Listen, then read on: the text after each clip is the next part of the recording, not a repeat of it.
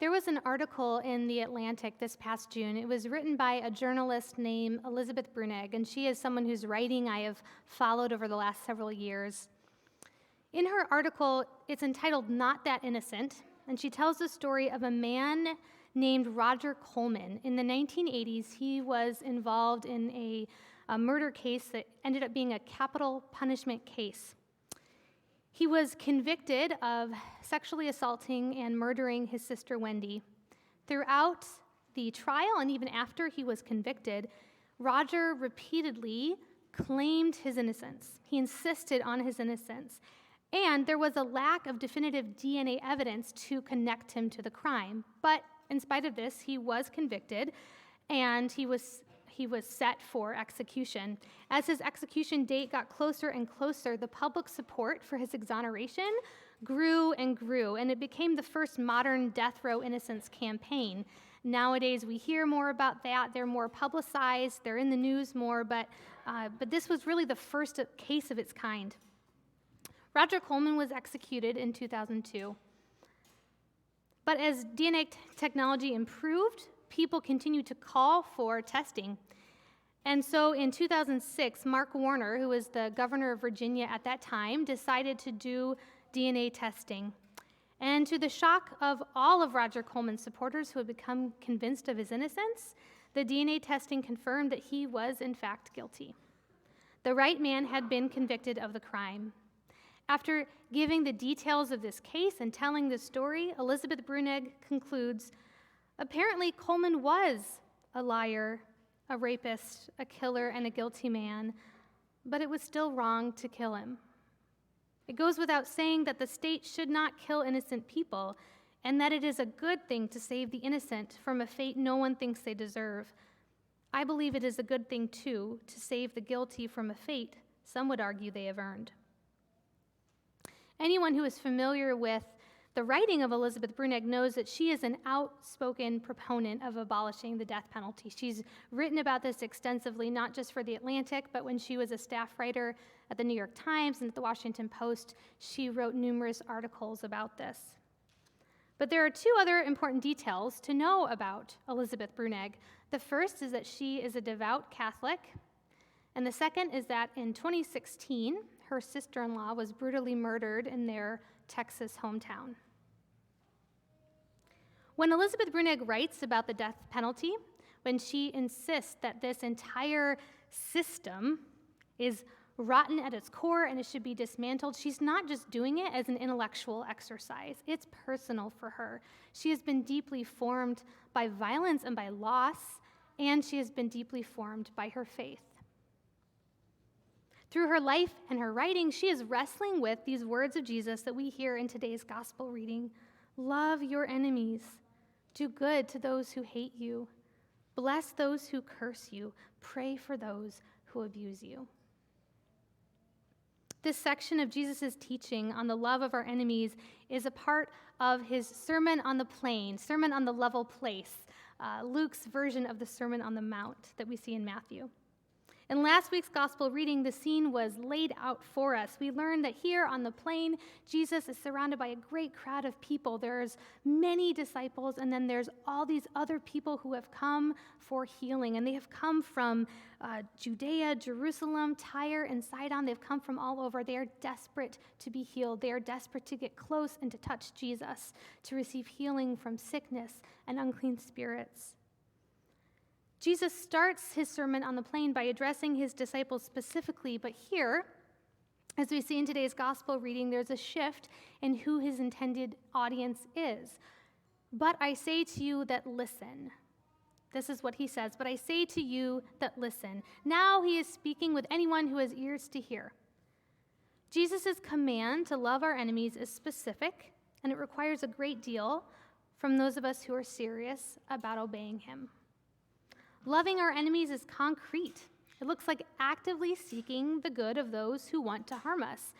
It means giving without expecting anything in return, refusing to meet violence with violence. It means speaking words of blessing over those who are literally cursing us and praying for those who abuse us. Jesus is asking a lot of us, and some might even say he's asking too much of us. As we reflect on these difficult words of Jesus this morning, I'd like for us to consider two questions together. Who are our enemies, and why are we called to love them? Who are our enemies? The answer to this question is both communal and it's personal. It's impossible to hear this teaching about loving our enemies and to not make a connection with today's Old Testament reading, the dramatic resolution to this epic family drama about Joseph and his brothers that we see play out over a large section of the book of Genesis.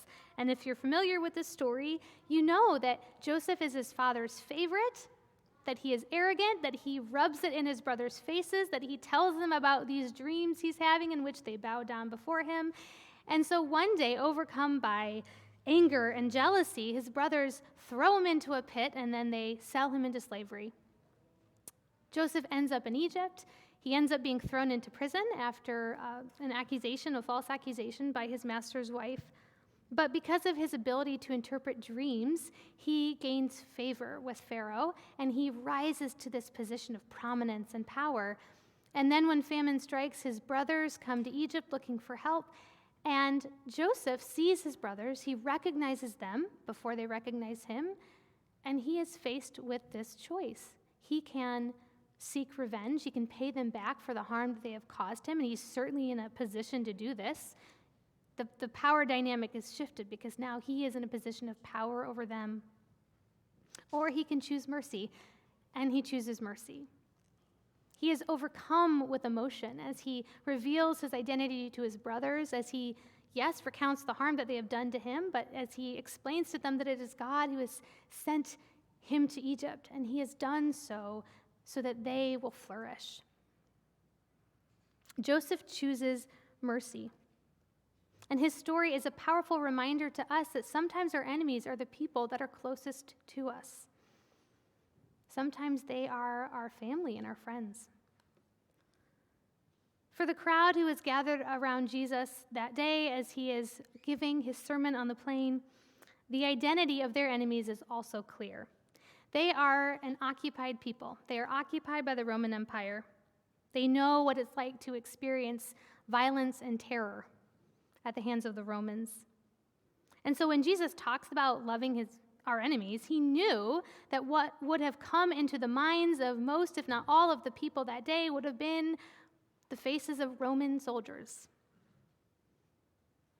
And the examples that he gives, they reflect this. When he speaks about someone taking your coat or slapping you in the face, or as he shares in Matthew's version of this, forcing you to go 1 mile, he is referring to specific practices of Roman soldiers, of requiring local residents to provide forced labor or to commandeer their possessions, specific acts of intimidation and coercion. For the vast majority of a crowd who had gathered that day to see Jesus and to hear him teach, this conversation about loving your enemy was not just a conversation about interpersonal conflict between equal partners. It was a conversation about what it means to love the very people that oppress you. Joseph could picture his enemies, his brothers. He could name them. He knew their faces. And the people who had gathered around Jesus on the plain, they lived in close proximity to their enemies, the occupying Roman soldiers. They could recall the specific ways that they had been harmed and they were being harmed day after day after day. But what about us? What about our own enemies?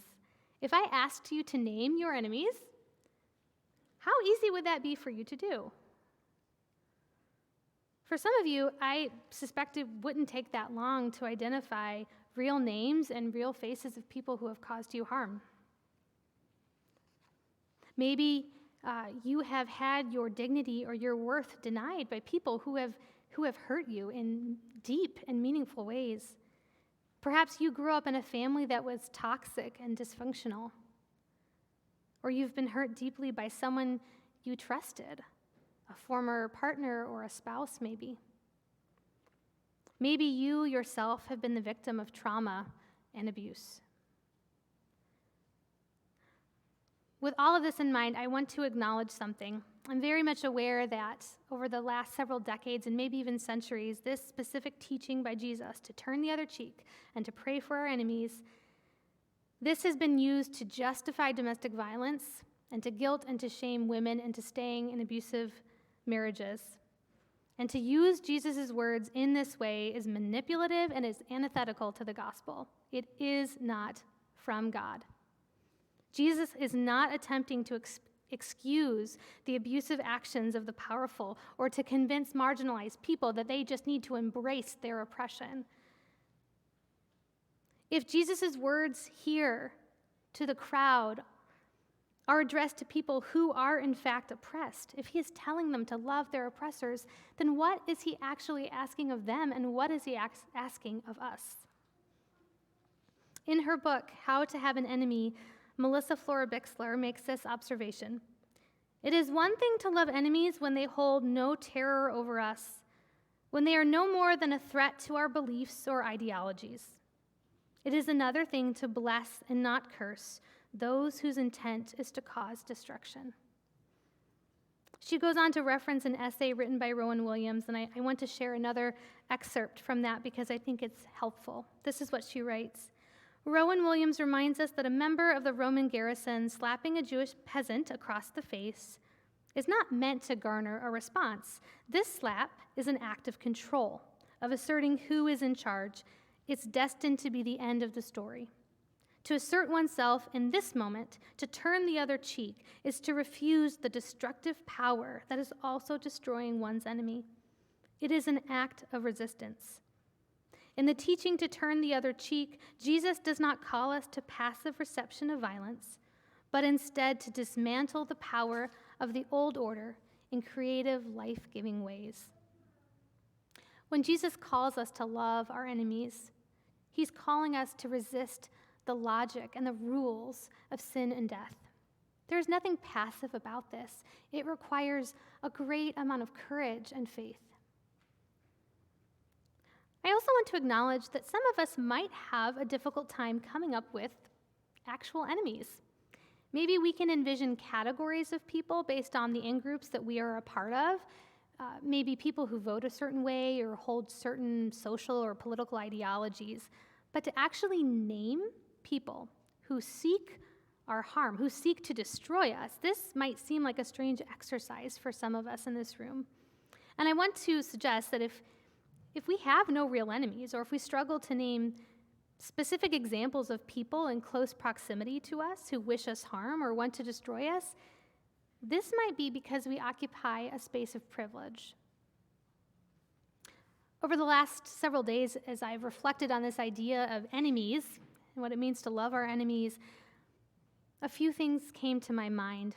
I thought about Ukraine, a nation of people who sit vulnerable and afraid as they wait to see if Russia, their neighbor, will invade them and start an all-out war. I thought of Christina Yuna Lee, a 35-year-old Asian American woman who was murdered in her Chinatown apartment last Sunday, and the fear that so many Asian Americans, especially Asian American women, experience on a daily basis, made even more pronounced over the last couple of years in our country as anti-Asian sentiment and violence has exploded in the United States. And I thought of the recent wave of bomb threats experienced by all of the historically Black colleges and universities that have taken place over the last couple months. Just 12, in the month of February alone, Black History Month, not a coincidence, more than a dozen bomb threats to historically Black colleges and universities. These are just a few examples of the myriad ways that Black people continue to experience terror in our nation.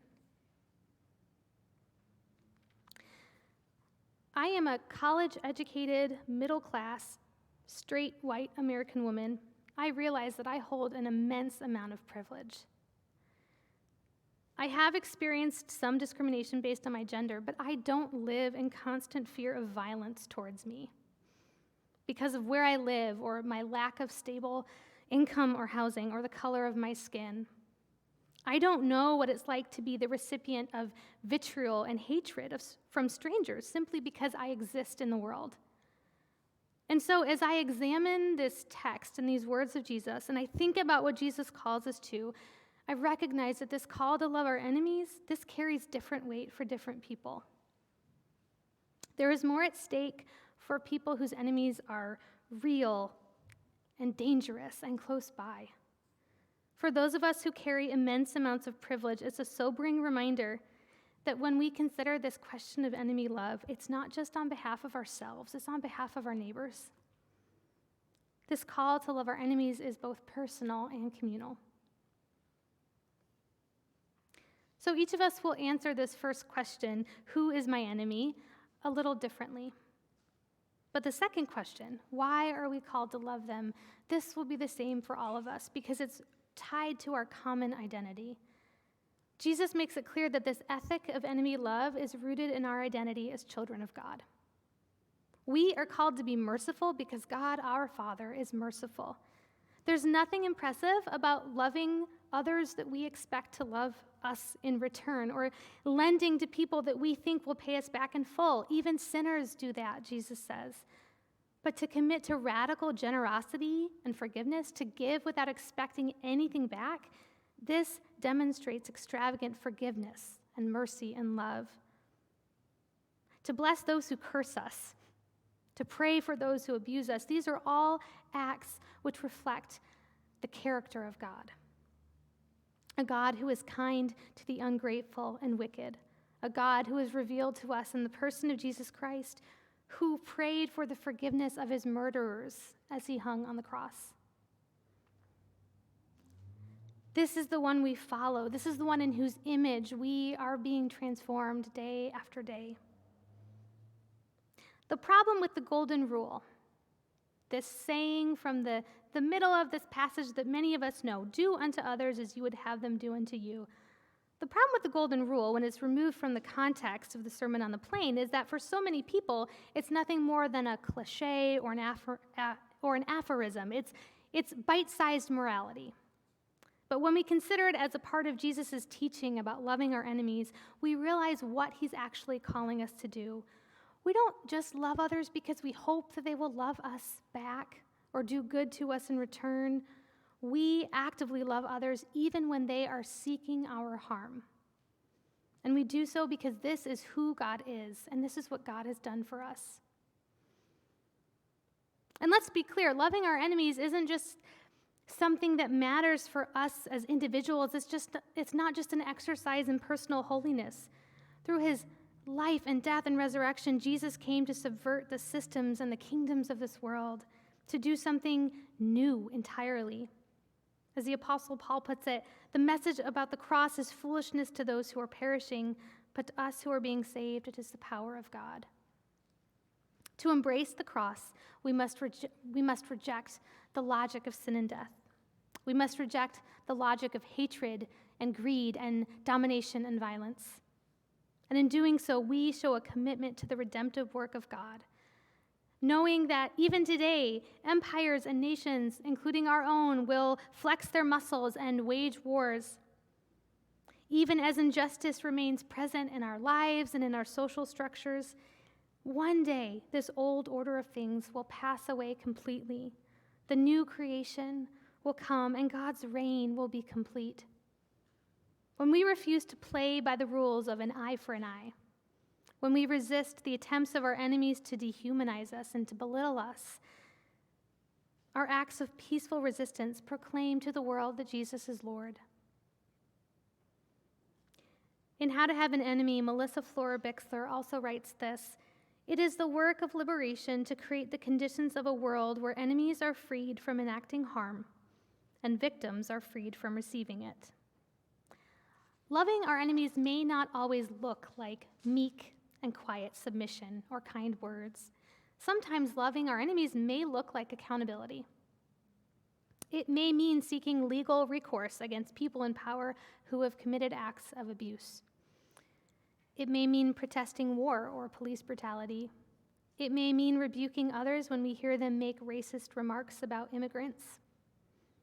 It may mean, as Elizabeth Brunig has demonstrated, seeking to abolish an unjust and inhumane carceral system in which murderers like the man who killed her sister-in-law are put to death. We are all slaves to sin and death, both the oppressed and the oppressors, and Christ has come to set us free. The final image that we are left with in today's gospel reading is an image of abundance. It's an image of someone buying grain at a market, a good measure or a good amount pressed and packed down tightly in the container to allow for as much grain to fill the container as possible. And then when that's been packed down as tightly as it can go, more is added. And now the container is so full that it's overflowing. Grain is pouring out the sides. For the measure you give will be the measure you give back, Jesus says. We worship a God of abundance, a God who has lavished on us mercy and love.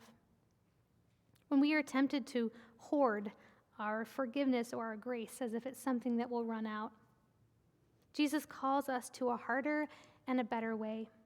He calls us to be people of abundance, people who are committed to radical generosity, to love and reconciliation.